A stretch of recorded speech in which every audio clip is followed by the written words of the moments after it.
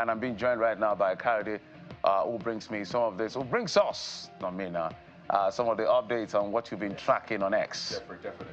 Major talking points, and it's Exactly. not just sports alone. And Yep. there's a tendency to focus on sports, because sports essentially was the major talking point last night. But let's talk about what concerns you and I. It's not just sports, right? It's not just the Champions League and the rest. And this concerns your local government and my local government. And that's where we started from this morning. The tax panel has been proposing allocating 90% of value-added tax, that's VAT, to states and LG. So let's take a look at the first one on this one. It's from Olabisi Law on X. So take a look at what it says on X. Olabisi Law has this to say on this. It says that this will not solve anything under the current system of government we operate in Nigeria. Yes, federal system is on paper, but not the federal system in practice. Despite doing all this, Nigerians will be expecting FG to do everything. We're quick to call out FG on every issue. It can only work where the true federal system of government is in practice. So, let's take a look at the next one, guys. So all of these laws that are being implemented or being put forward by the federal government, well, at the end of the day, it's about much as possible. The Speaker of the House should do the right. Oh, okay. This is not exactly what we're talking about. I should. But we're talking about the VAT revenue to local governments and states. That's what we're beginning with, actually. And the next one is from Jagaban Olu. Also says that each state should keep the VAT they generate.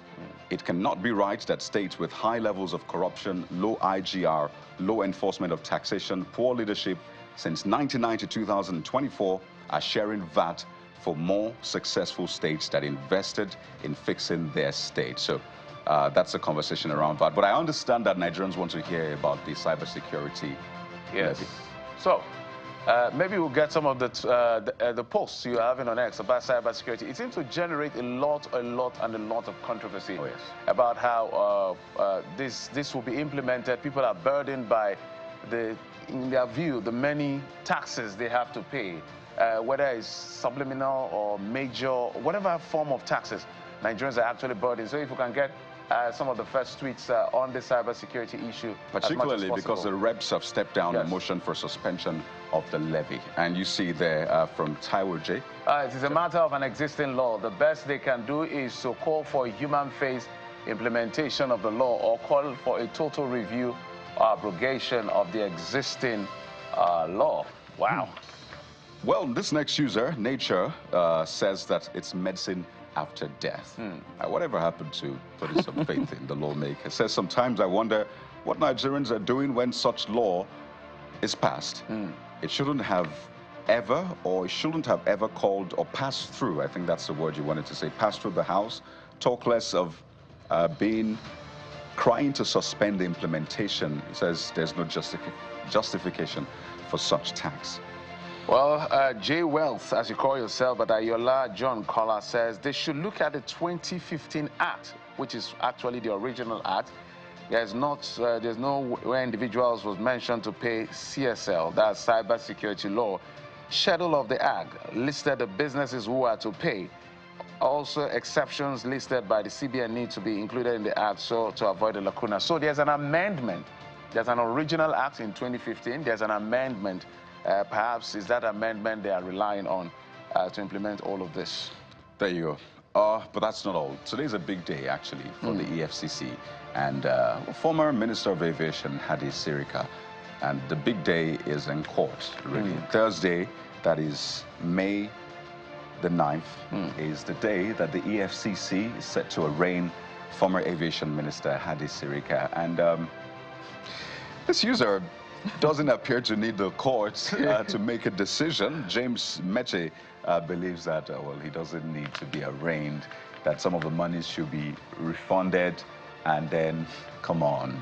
So that's why we need a court, a judicial system. Exactly. So that we don't just throw people in prison. Exactly. You Imagine if you were in a situation, similar situation, and someone were to accuse you, and the law says you're innocent until proven otherwise. So yes, your sentiments are understood, but don't forget that is what the law says. Without the law, we'll just be like animals, barbarians, or whatever that term is. All right, underscore King Eric underscore says, imagine being arraigned with your daughter for stealing, allegedly we should say, public funds. Not sure there's a bigger embarrassment than that. Well, moving on. Hebdo says, just how it should be.